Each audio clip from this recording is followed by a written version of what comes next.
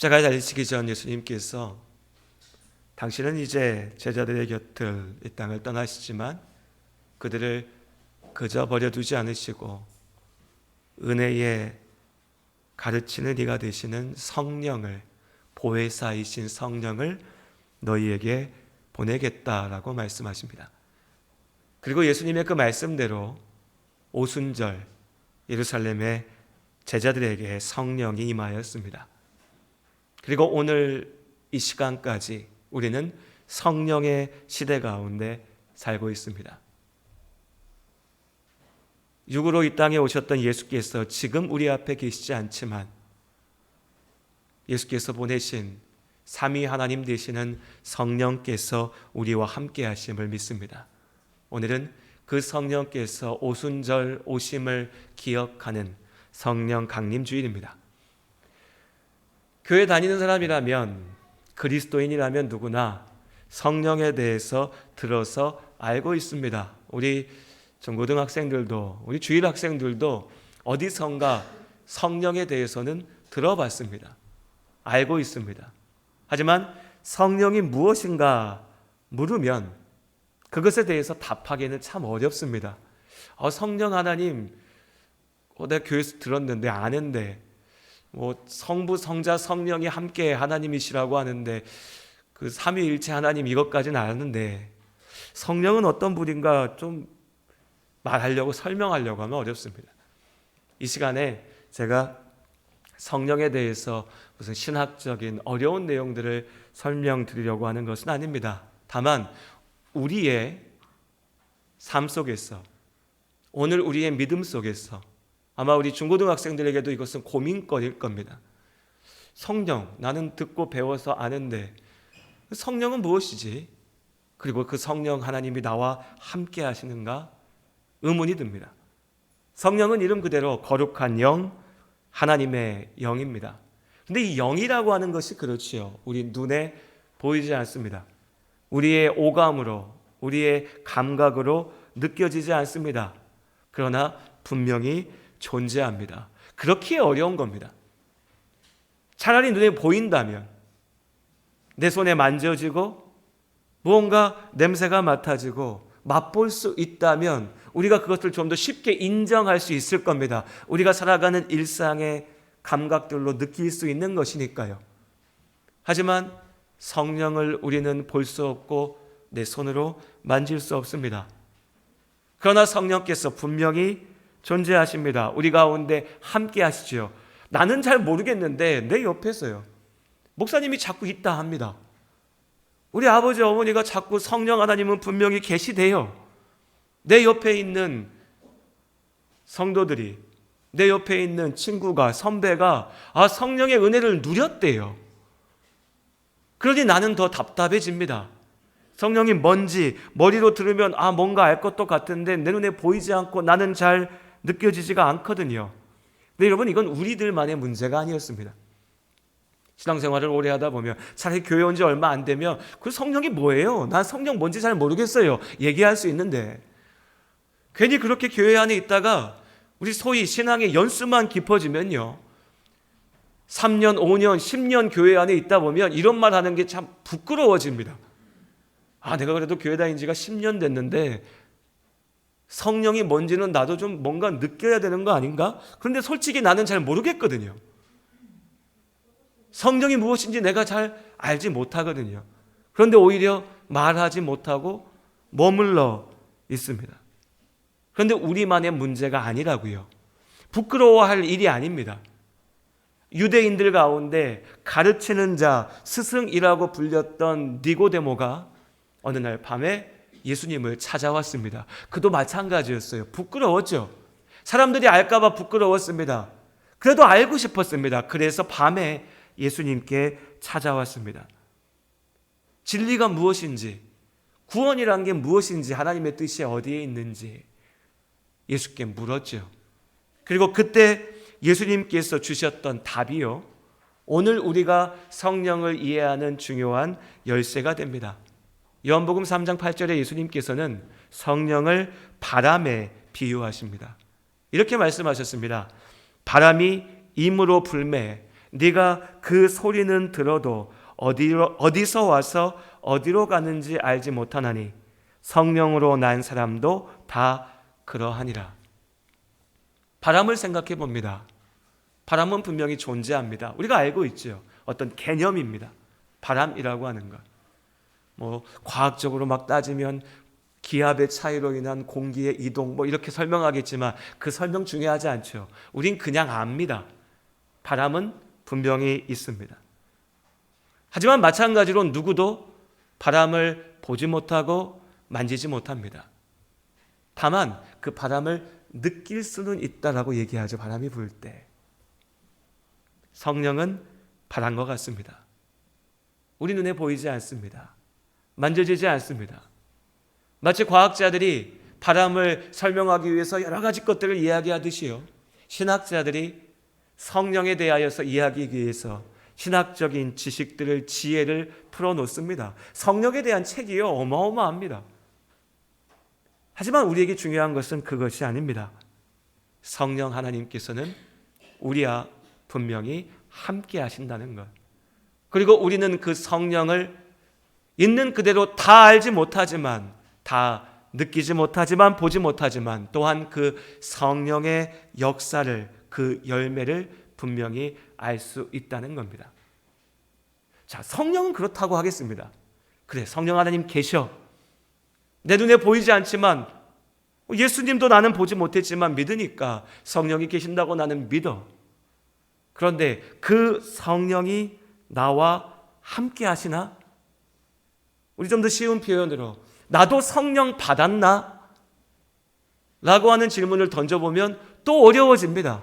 나는 성령이 계시는 거 분명히 믿는데 그 성령이 나와 함께 하시나? 난 모르겠는데.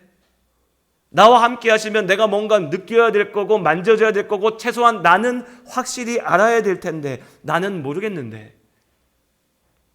역시 마찬가지 이유입니다. 보이지 않으니, 감각적으로 알 수가 없으니 자신 있게 말하지 못합니다. 반대로 얘기하면요, 누군가를 속이기도 쉽습니다. 왜요? 여러분, 아는 사람 중에 제일 유명한 사람 누가 있을까요? 임영웅으로 할까요?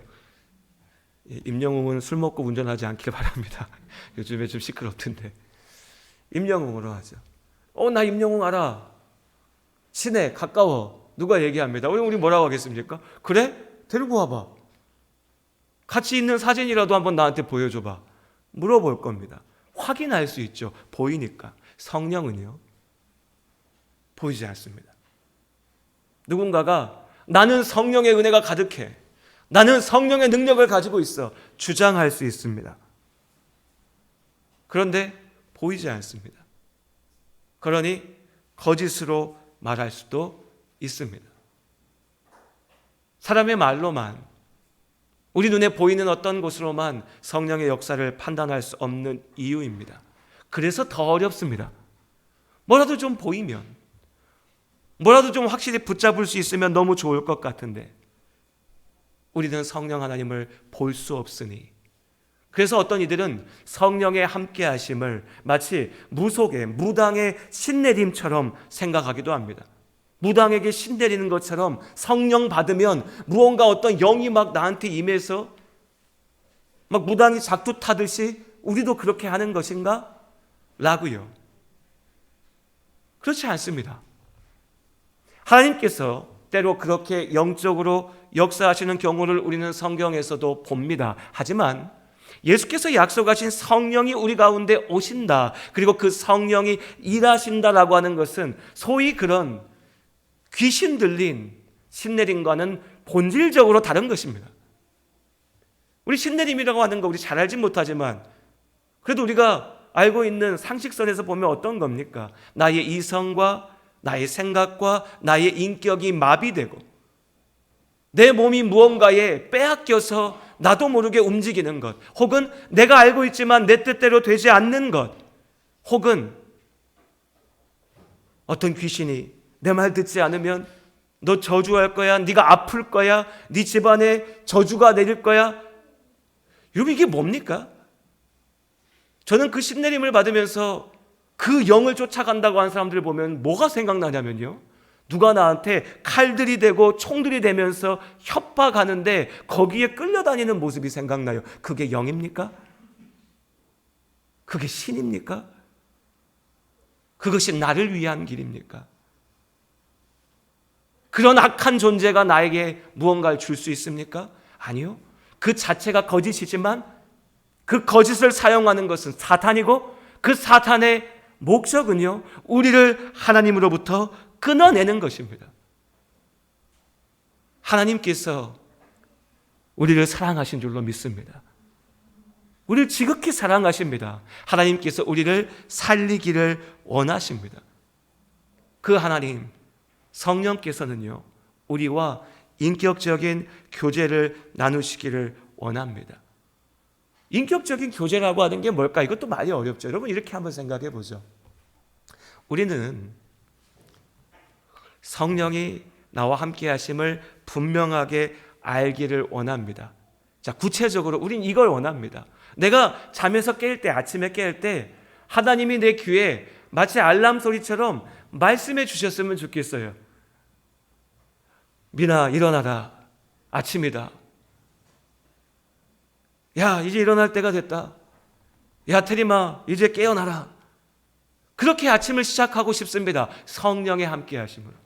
그리고 그 하나님이요, 오늘 내가 점심 먹을 것도 알려주셨으면 좋겠어요. 복잡하게 고민하지 않게. 우리 어머니들, 주부분들 항상 고민이 오늘 뭐 먹을까? 오늘 저녁에 또 뭐 하나? 이거지 않습니까? 고민하지 않고 하나님이, 야, 오늘 저녁에는 마트 가서 고기 사다가 삼겹살 먹어라. 야, 오늘 저녁에는 너네 집 식구들 입맛이 없을 테니까 그냥 오늘 저녁엔 다 굶어도 괜찮다. 식사 준비 안 해도 된다. 이렇게 해주시면 좋겠다고요. 근데 사실 이것보다 더 중요한 게 있죠. 우리가 원하는 건 하나님이 내가 시험 볼 때 답이 좀 딱 보이게 해주시면 좋겠다. 하나님이 어떤 주식을 사면 10배 오를지 보여주시면 좋겠다. 우린 그걸 원합니다. 그렇게 하나님이 내 옆에 있기를 원합니다. 그렇게 하나님이 나에게 분명하게 알려주시기를 원합니다. 그런데 그건 바꿔보면 어떻습니까? 하나님이 아침에 7시가 되니까요, 나를 무조건 깨우시는 거예요. 넌 무조건 일어나. 하나님, 나 피곤해요. 1시간밖에 못 잤어요. 근데 일어나. 아침밥을 먹고 나가는데, 야, 너 더 빨리 걸어야 돼. 하나님, 이 속도로 가도 충분히 내가 출근할 수 있는데요. 학교 갈 수 아니, 내 기준은 그게 아니야. 넌 빨리 걸어야 돼. 야, 너 옆에 보지 마. 앞에만 봐야 돼. 너 그런 생각하지 마. 이렇게만 생각해야 돼. 똑같은 겁니다. 나와 항상 같이 있으며 내가 부정할 수 없는 모습으로 나에게 이야기하는 것. 이게 이해가 되십니까? 우리가 성령을 느끼기 원합니다. 좀 분명하게 알고 싶습니다. 왜 성령 하나님은 왜 이렇게 애매하게 얘기합니까? 라고 얘기할 때 우리는 좋은 것만 얘기합니다. 하나님을 내 도우미, 내 비서처럼 끌고 다니면서 이용하고 싶은 거죠. 그런데 그렇게 바라는 그 바람의 이면에는요, 똑같이요, 하나님이 마치 독재자처럼, 하나님이 나를 감시하는 간수처럼 나를 끌고 다니면서 말 안 들어 때리면서 치면서 위협하면서 나를 끌고 다니시는 하나님, 그런 하나님이기를 원하는 것과 마찬가지라고요. 그런데 여러분, 이쪽이든 저쪽이든 이게 인격적 교제입니까? 부모와 자식이요, 인격적인 교제로 하나 돼야 됩니다. 사랑 안에서요. 그런데 그 부모가 자식 사랑한다고 하면서 아침부터 밤까지 쫓아다니면서, 야, 너 이거 공부해야 돼, 저거 공부해야 돼, 저 학원 가야 돼, 이렇게 해야 돼, 저렇게 해야 돼. 이게 사랑입니까? 아니면 자식이요, 아빠 나 따라다녀요. 나 이거 살 거니까 돈 내주세요. 나 저거 해야 되니까 이거 해주세요. 나 저거 좋아하니까 저거 해주세요. 이게 사랑입니까? 이건 사랑이 아닙니다. 인격적 교제가 아니죠. 다시 말씀드리지만 하나님은 우리와 인격적인 교제 가운데 함께하기 원하십니다. 사랑으로 함께하기를 원하십니다. 그렇게 우리와 함께하십니다. 하나님이 느껴지지 않는다고요? 하나님이 보이지 않는다고요. 하나님이 나와 함께 하시는지 나는 모르겠다고요. 왜 그럴까요? 왜 그럴까요? 어떤 사람이요? 불륜을 저지르고 다니면, 우리 속된 말로 바람 피고 돌아다니면요, 내 집에 있는 내 사랑하는 아내, 남편, 자식들 눈에 보이지 않습니다. 왜요? 나는 죄에 사로잡혀서 빠져서 내가 지금 하고 있는 이 죄악이 마치 무슨 대단한 사랑인 것처럼, 마치 어마어마한 기쁨인 것처럼, 내 인생의 목적인 것처럼 거기에 매달려 있으니까요. 나를 바라보며 나를 사랑하며 나와 함께하고 내가 있어야 될 내 자리, 그 인격적인 관계와 그 사랑의 존재들은 눈에 들어오지 않는다고요. 하나님이 느껴지지 않고 하나님이 보이지 않는 게 아닙니다. 내가 죄 가운데 빠져 있고 내가 하나님을 바라보려 하지 않으니 내가 그 하나님을 무시하는 것이고 잊어가는 거죠. 그렇게 여러분, 내가 성령 받았는가? 성령 하나님이 나와 함께 하시는가? 가장 분명한 증거가 뭔지 아십니까? 내가 예수 그리스도의 복음을 믿는 것입니다. 여러분, 예수님의 십자가의 복음을 믿으십니까? 내가 주님의 십자가의 은혜로 구원받음을 믿으십니까? 이 믿음은 내 의지가 아니고요, 내 결단이 아닙니다. 나의 의지와 나의 결단의 순간도 있으나 그 모든 것을 넘어서 내가 나의 삶을 주님께 던져서 나는 하나님을 믿습니다 라고 고백할 때에 그 믿음은 오직 하나님의 은혜이고 성령의 선물인 줄로 믿습니다. 내가 이미 성령의 은혜로 하나님을 믿고 있는데 왜 하나님은 나한테 복권 번호 안 알려주시나? 왜 하나님은 나를 이렇게 저렇게 안 만들어주시느나? 탓만 하고 있으면 어떻게 합니까? 하나님께서 우리에게 말씀하십니다. 내가 너의 곁에 너와 함께하고 있다고. 그 하나님의 은혜를 분명하게 기억하시기를 바랍니다. 그리고 오늘 갈라디아서 5장 16절의 말씀 우리 같이 함께 읽어보겠습니다.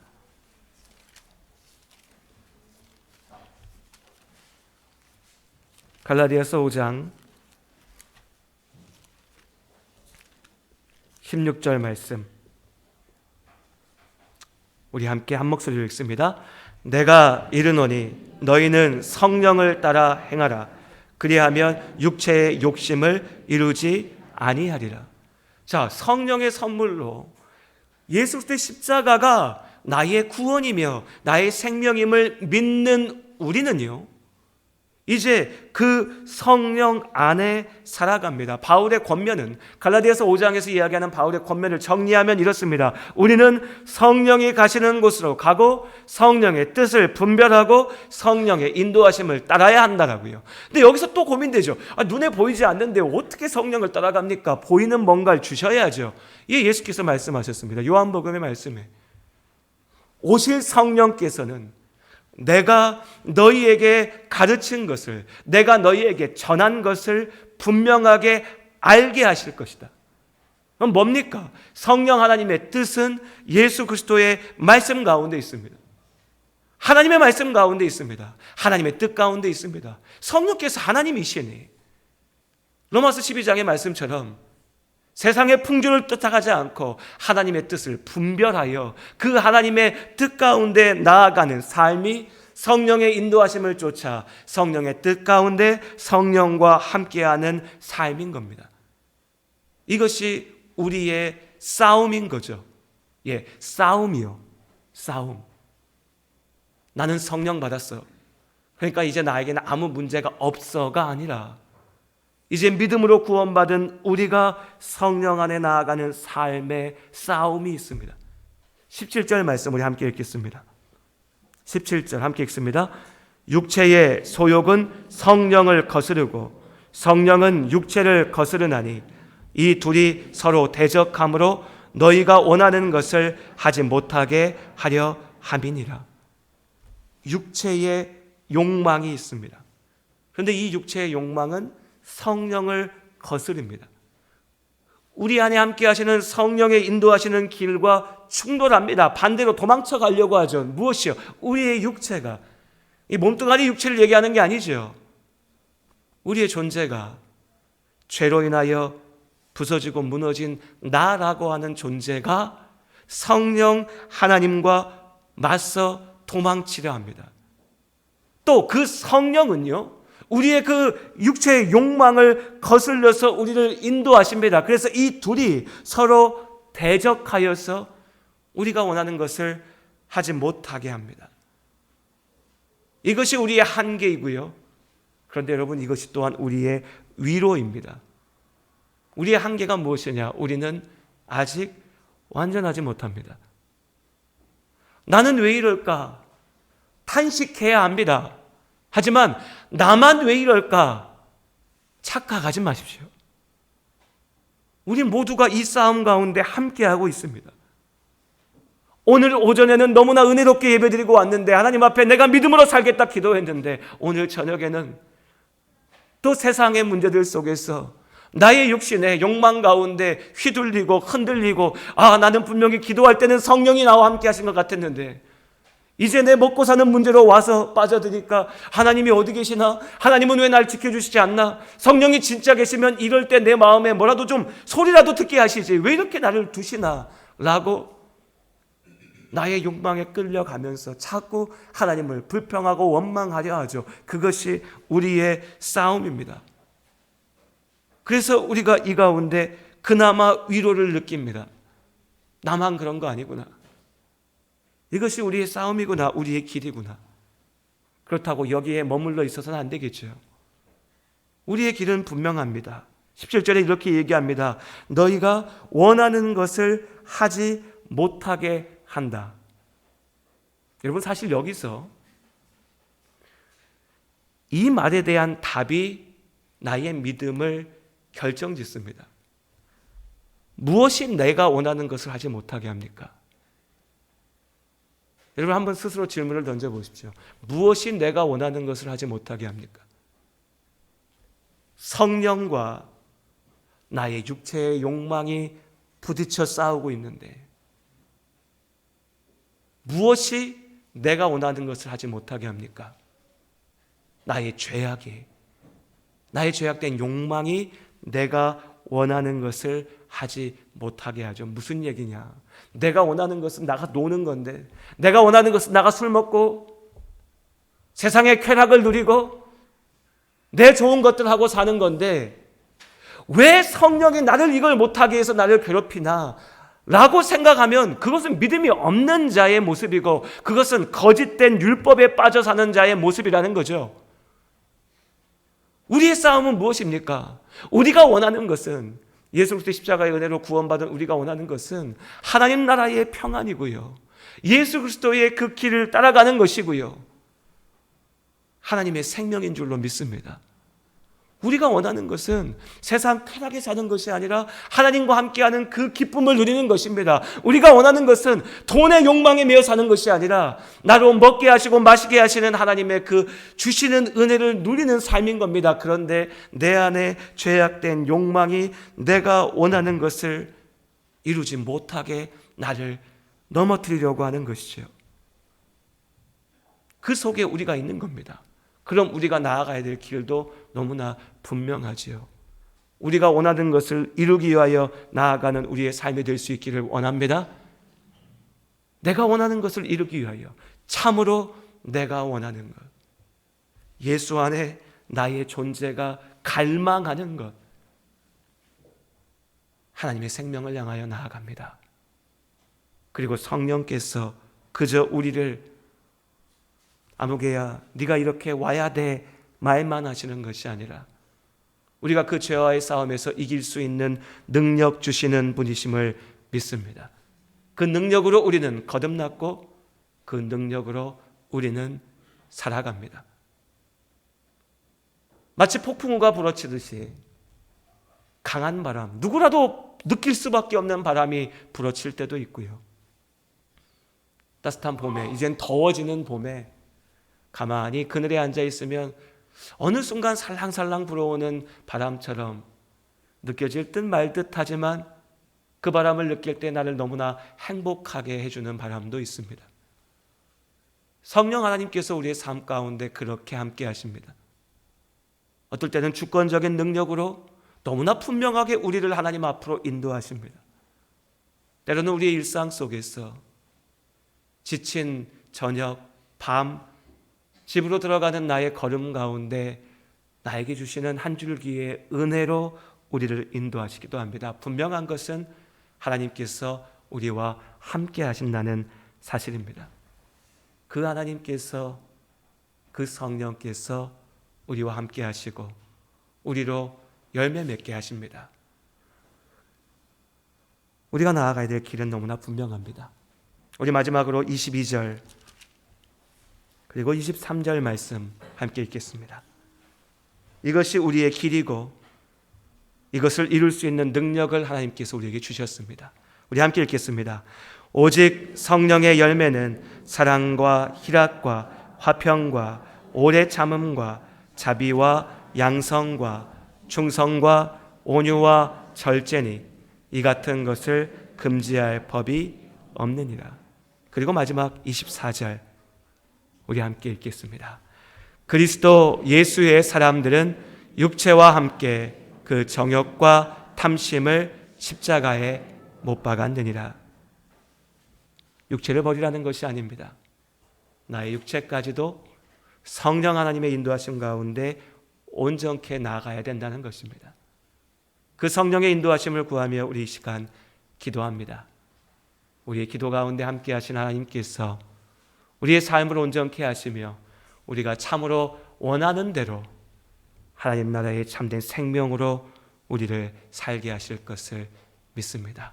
이 시간 마음 모아서 내 안에 함께 하시는 성령을 믿음으로 바라보며 우리의 삶을 주님께 맡기며 함께 잠시 마음 모아 기도하도록 하겠습니다. 우리를 사랑하시는